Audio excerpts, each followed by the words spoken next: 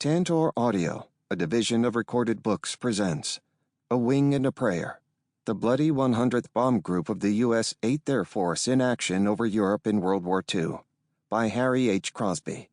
Narrated by Chris Monteiro. Chapter 1. Practice Mission to the Orkneys.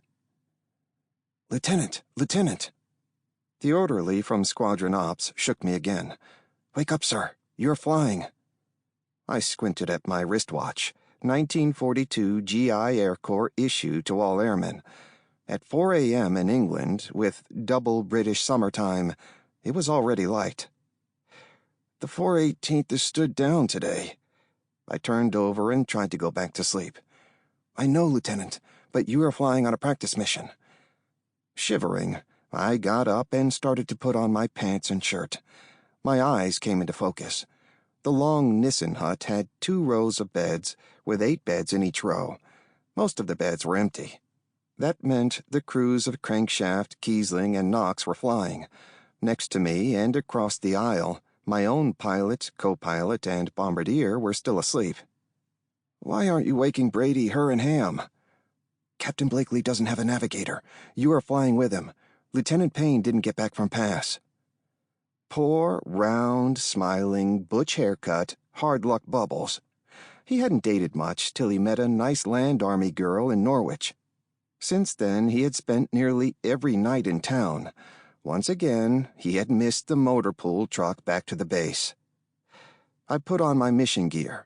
Long johns, blue flannel underwear wired for connection to the plane's electrical system, OD wool pants and shirt, low-cut brown Oxford shoes, black wool tie. Over this, my flying coveralls.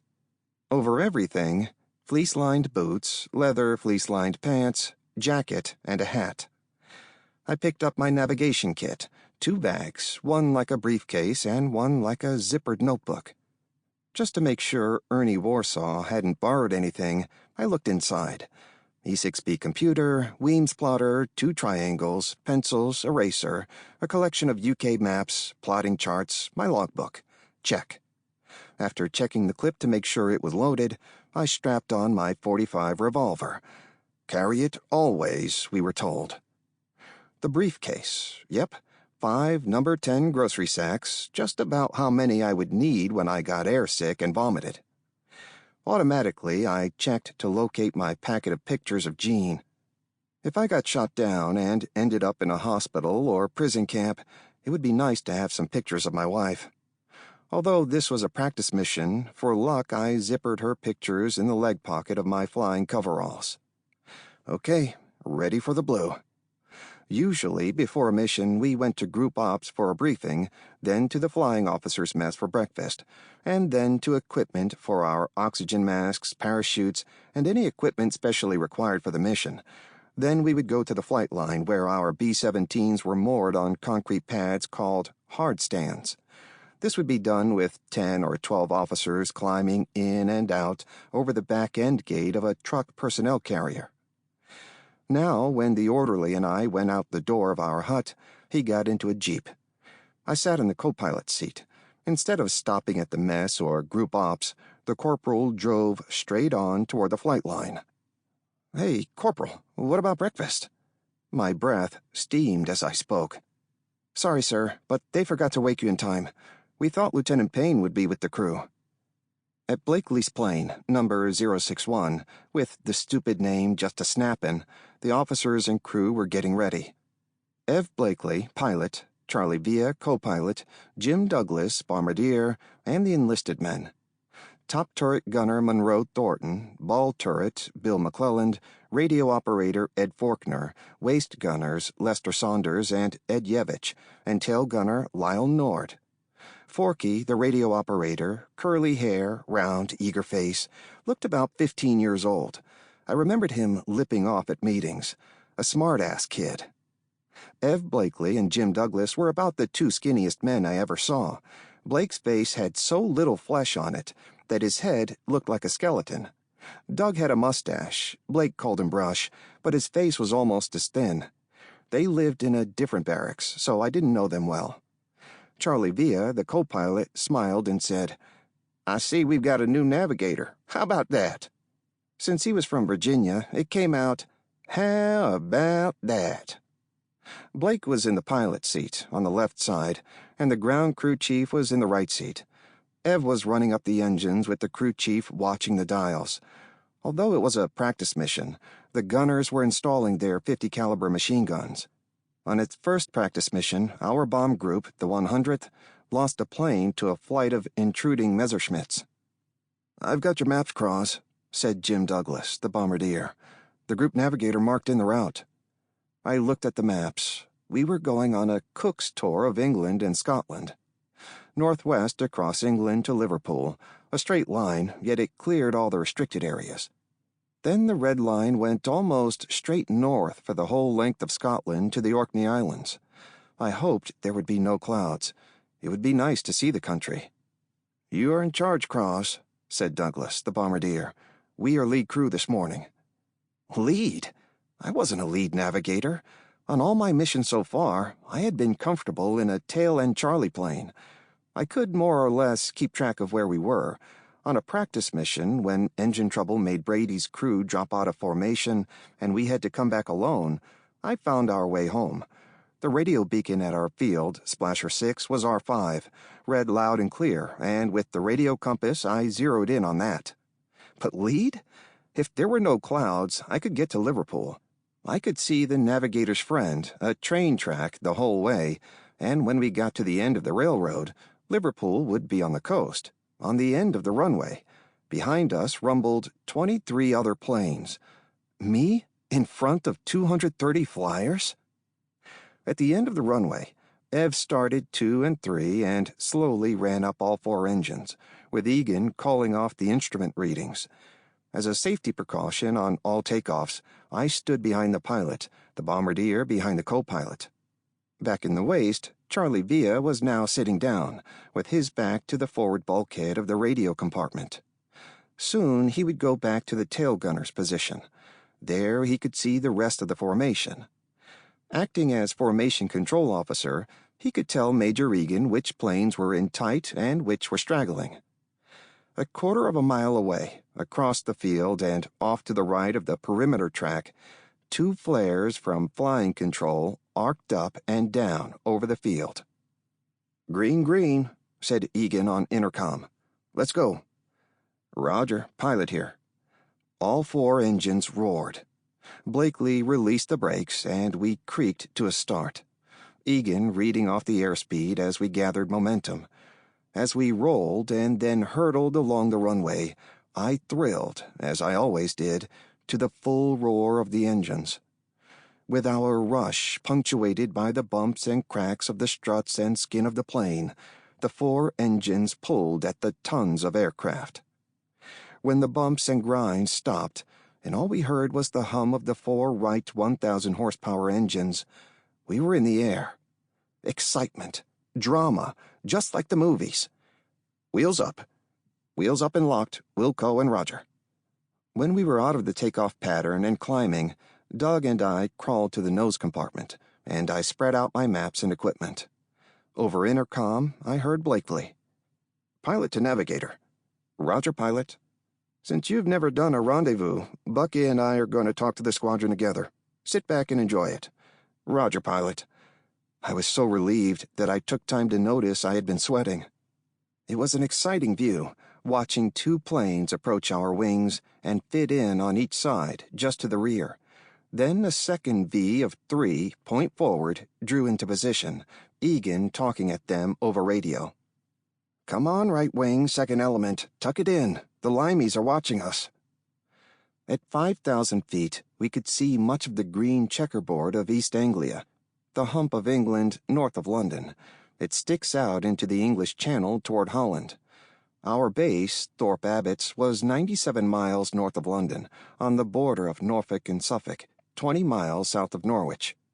Behind us, 2 other squadrons were forming, one of them off right and above us, and the other left and slightly below. "Okay, downtown Baker and downtown Charlie, into position." It was Egan, talking to the high and low squadrons, using the code names assigned to them for the day. "Alternate planes return to base." A flying fortress group formation at that time had either 18 or 21 planes. Our high squadron today was 9 planes, a string of 3 point-forward V flights of 3 planes. Sometimes the high squadron flew only 6 planes. The other 2 squadrons had 6 planes, 2 flights of 3 in line. With the formation properly in place, we had a barrage of 50 caliber machine guns pointing in every direction, capable of sending out a hail of lead no matter from which direction we were attacked. With one of those planes missing, we had a hole in our defense, and the Luftwaffe could find it. On a mission to make sure we had full formation, we always started out with 2 or 3 extra planes. Just before we left England to penetrate the continent, if none of the regular formation aborted, the alternates, or supernumeraries, returned to the base and went back to bed. "Okay, Cross," from Blake. "How about a heading to Liverpool?" That was easy. I gave it to him. "Radio to Navigator." "Go ahead, radio," I said. What did he want? My own radio operator, Saul Levitt, seldom came on intercom. "I have the 8 a.m. PR, sir." "PR? Position report? What's this?" "Go ahead, radio. Bearing 097 degrees from Splasher 42 at Cambridge. Bearing 284 from Buncher 12 at Norwich." As quickly as I could, I drew the bearings on the map. Bury St. Edmunds. I looked out the window. There it was, the forest, the railroad, the stream, the cathedral. Bury St. Edmunds. The kid was right on. "Thanks, radio." What was his name? Faulkner? "Radio to Navigator. Do you want the PRs every quarter hour or every 10 minutes? What a deal! Back in the radio compartment, Forky had a flimsy with pages and pages of radio beacon schedules. Their transmission changed constantly to keep German planes from homing in, but he managed to figure them out and see which could be used at the moment for bearings. He had a remote of my radio compass, and he could get bearings as well as I could. What a stroke of genius for him and Bubbles. I made a quick decision. "Navigator to radio. If we are in the clear, every 15 minutes. If we are in the soup, every 10 minutes. Over." "Rog, radio. Over and out." On the first leg, I could see every railroad, every river, and every town. Forky gave me the bearings, and I checked them visually. He was always exactly right. By comparing our magnetic compass heading and our indicated airspeed to the course and speed we were making on the ground, I could calculate what the wind was doing to us. After a little twirling of my E6B computer, which was a circular slide rule adapted for aerial navigation, I came up with the direction and speed of the high winds that would have blown us south of course. 10 minutes later, I gave a heading correction and an ETA. I felt good about knowing where I was. I hit my intercom button. "Navigator to crew. If you look out the right window, you can see the wash." "Waste here. What's the wash?" I told him. "It's that huge inlet on the coast." In a few minutes, I hit the button again. "Now, if you look on the port side, you can see Robin Hood's hometown, Nottingham. That's Sherwood Forest right by it." A string of Rogers. Forky came on again. "Radio to all crew. On Berlin radio, I've got Vera Lynn singing White Cliffs of Dover. Shall I put it on intercom?" "Pilot to radio. Come on. Don't you know there's a war on? You know crew discipline. Keep the intercom clear." "Roger, sir. I was just joking." "Waste here. Jokes are supposed to be funny." "Radio to the Greek Air Force. Blow it, Saunders. Radio out." When radio gave me the next position report, I plotted it on the map and measured how far we had gone in the minutes we had been flying. I had my ground speed, and I could anticipate our ETA. "Navigator to pilot in command." "Go ahead, Navigator." Egan's voice. I told him our ETA and added, "I'm turning us 12 miles out of Liverpool. On my map, it's shown as restricted." When we made the turn, there was Liverpool, on time, on course. "Nice, Cross," from Blake. "Roger," from Egan. "Pilot to Navigator, heading for Edinburgh?" I had it for him. For the next hour, I enjoyed myself. For one of the few times since I put on my navigator's wings, I was actually navigating. On most of my previous flights, the pilot was either on a radio beam or I was the tail end of a formation, and the lead navigator was doing the work. All I did was follow. Scratch that. Maybe on today's flight I wasn't navigating, I was keeping books. Forky gave me the bearings, I plotted them on my charts and looked out the window. Since I knew where to look, I could always find myself at once. A port, an air base, a river, one of those blessed railroads, always so valuable to a navigator. Parallel to us, they gave us a course line. Crossing our path, they gave us a ground speed line, how fast we were flying. I tried to keep the crew entertained. I pointed out some places with funny English names like Ribble and Barrow in Furness. I showed them Balmoral Castle, Gretna Green, and Newcastle. Before the war, I had started a master's degree in literature. North of Edinburgh, for which, thanks to that kid back in the radio compartment, my ETA was perfect, we hit the soup and began to climb. We couldn't see Inverness, which was my next checkpoint. I didn't panic. As we climbed, the winds changed direction and velocity. Normally, I would have had no idea what the changes were. Not so on this trip. Forky came on. Your 10-minute PR. Since we were in the soup, he was stepping up his reports. For the first time I had ever been in an airplane, I knew where we were every minute of the flight. I could be even more efficient in the clouds because I wasn't distracted by having to do pilotage, checking the ground. I just kept the books. 10 minutes from my ETA for Hoy, which was our IP, the initial point, Blake asked me if the heading and ETA to the Orkneys that I had given him were still good. "They're close, pilot." I moved the ETA up 2 minutes and corrected the magnetic heading 2 degrees starboard. Just after I gave him the message, the clouds disappeared, and we could see all the way to heaven and to the sea below. Dead ahead were the Orkneys. We were making about 220 miles per hour ground speed, but from this altitude, we seemed to be floating toward the cluster of islands. "Good show, navigator," from Egan. "Roger, Cros," from Blake. Hoy, a small village on the west coast of the Orkneys, was the IP. It would be about 6 to 8 minutes from the practice target. At the IP, to make a small and exact bombing pattern, the group would tuck into the tightest formation possible. We would make a turn, not too sharp, and head for the target. If the IP had been well chosen, we would be going either downwind or upwind, with a minimum of drift correction to complicate the work of the bombardier and his Norden bombsight. We crossed over the Pentland Firth within seconds of my ETA. Just before we reached it, I called, "Navigator to pilots and bombardier." "Roger, command." "Roger, pilot." "Roger, bombardier." In 30 seconds, right turn to 37 degrees for 6 minutes, 20 seconds, and bombs away. At Kirkwall, the target, we will swing easy right. Bombardier, from the IP to the target, expect a drift correction of -6 degrees. "Wilco," from the pilot and the bombardier. The B-17 we were flying was an F model, with no two-gunned turret in the nose. In front of me, Doug was hunched over his bomb sight. As we turned at the IP, with his eye still peering at the ground through the refraction of the Norden, he reached out with his left hand and flicked on a panel of switches. "Bombardier to pilots. I've got it." "Wilco, it's your baby." I watched my compass. The bomb sight had figured in just 6 degrees of drift. Good.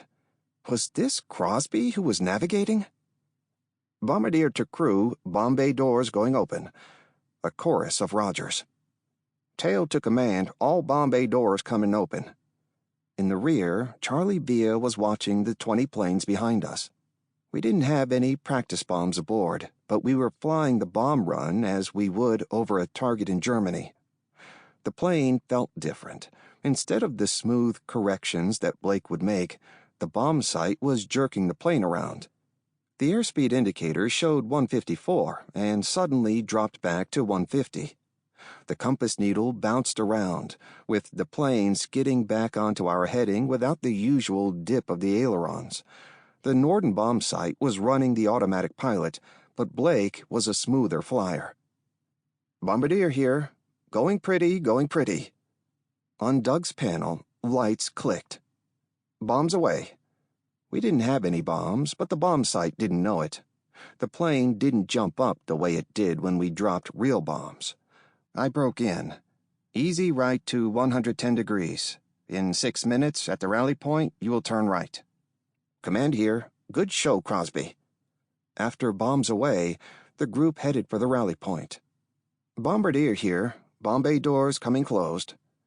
The grinding noise of gears as the doors rolled up and thumped shut. Tail to pilot, all planes with bomb bay doors closed. All planes in position. Going home was a piece of cake. Almost straight south, Caboo, ceiling and visibility unlimited, the coast of Scotland right below us. Even so, Faulkner kept giving me the 15-minute PRs. My logbook looked like a model back at navigation school. PRs every quarter hour, a wind easily computed, a new compass correction, a new ETA. That kid Faulkner was making a genius out of me. When we hit the wash in East Anglia, Egan broke in. "Command a navigator, bring us in with an approach for runway 28. I got his point. He wanted to show off. Everyone at the base would be watching us as we came in over the field. I threw in a dogleg to the west. When we were about over Bury St. Edmunds, I gave a couple of corrections. "Command a tail, how's the formation?" "Tail here. Pretty sloppy, sir." For a few minutes, the airwaves were blue, with Egan dressing the pilots down and the formation up. By the time we were 3 miles from Thorpe Abbott's, Via broke in. "Tail to pilot. She's tight now." "Roger, tail. Command pilot, over and out." Down below, all eyes were probably looking up, seeing what they were to see all too rarely. All the planes that went out on a mission, now coming back. All with 4 engines and no damage. All in place in the beautiful symmetry of a group formation. As we passed over the field, the squadrons went into trail, with each plane going past the one ahead of it. One by one, the planes began to peel left and then again left onto the descent leg for a landing. Beautiful. Absolutely beautiful. All of a sudden, I noticed something. I wasn't sick. I hadn't been sick for the whole mission. I was so busy being a lead navigator that I had not grabbed even once at my supply of vomit bags. After I crawled down the hatchway and up into the pilot's compartment, I waited for Egan and Blake, as superior officers, to go aft along the fuselage and out the waist door. Major Egan looked at me. "Crosby, good show. This changes things."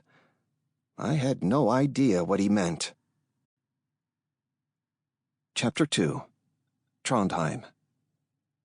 Next morning, same business as the day before, the corporal waking me and ignoring Brady, Ham, and her, everyone else gone, the orderly saying, "Lieutenant Payne got a bellyache and ended up in the infirmary in Norwich." "Another practice mission?" "I don't know, sir. We didn't know Lieutenant Bubbles wasn't here, and we didn't call you." "You mean no breakfast again?"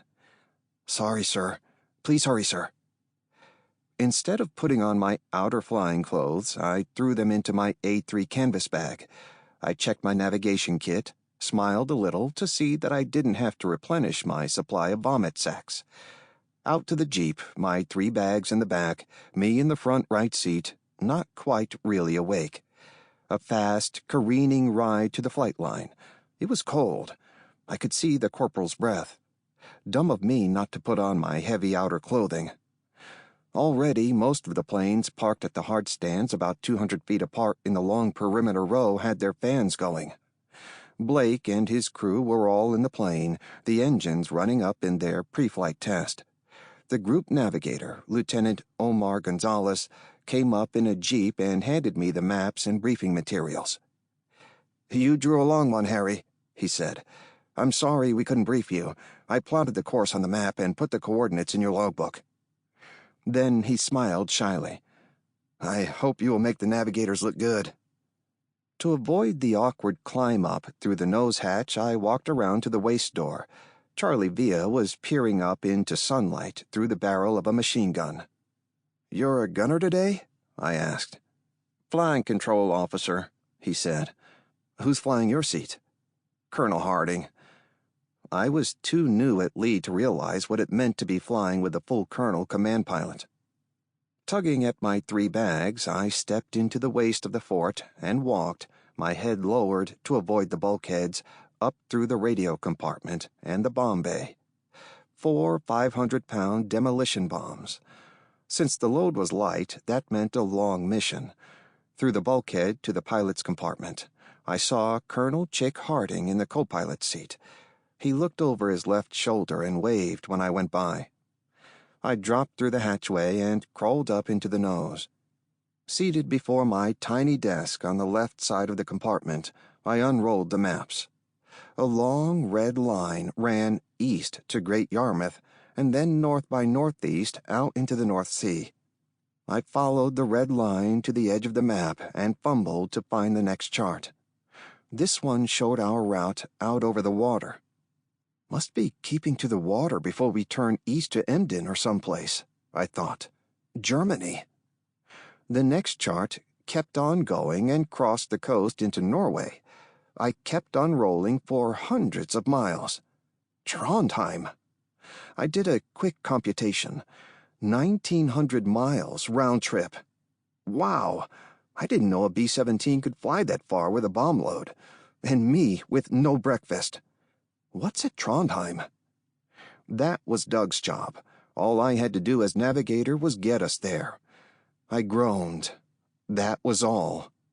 The usual, pre-flight, start engines, taxi out, run up the engines for the test, bombardier and navigator leave the nose and go up behind the pilots, watch flying control, green flares, all 4 throttles forward, engines roar, brakes off, the creaking starts, the terrain rushes by. Farmer Draper with his horses. He waves. Funny kind of war. Lift off, wheels grinding up, flaps up, level off, left turn, climb. Command pilot to navigator. I was back in my compartment, my headset connected. Go ahead, sir. We will assemble the squadron at 2,000 feet over Splasher 6. Roger, sir. What was I supposed to do with that information? According to the log Lieutenant Gonzalez had prepared for me, we were supposed to rendezvous with the 350th and 351st Squadrons over Framlingham at H+58, or 5:58 a.m. Since I didn't know how to do an assembly procedure, I headed our squadron in the general direction, a little ahead of time. As we neared the rendezvous point, I had Blake turn slightly and then back again. We lost a minute. Good. There they were, the other 2 squadrons. In the lead plane of each squadron, the top turret operators shot flares, yellow-green to identify themselves. I directed Blake to S again, watching the squadrons in the air and Framlingham on the ground. The 350th was lower than we were, the 351st higher. I wished one of them was lead. Now I had to get the group to the wing rendezvous at Great Yarmouth. I began to smell my own sweat. I felt the thud of my heart. Even so, I had an instant to be glad that the turbulence in my stomach was gone. I was not airsick. Apparently, freedom from airsickness came with being a lead navigator. It's an ill wind that blows nobody good. My father speaking. I looked to the east and saw 2 bomb groups circling over the coast. They were shooting red-yellow and green flares. The 95th Bomb Group and the 390th. Navigator to pilot. Roger. Heading 90 degrees.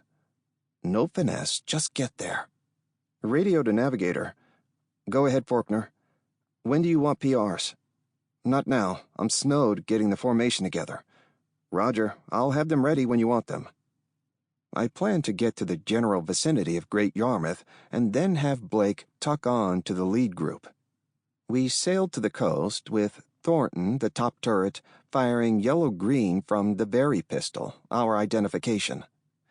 About 5 minutes ahead of our rendezvous time, the 100th crossed over Great Yarmouth. I planned to circle back and tack on to the lead. There they were, the Sample complete. Ready to continue?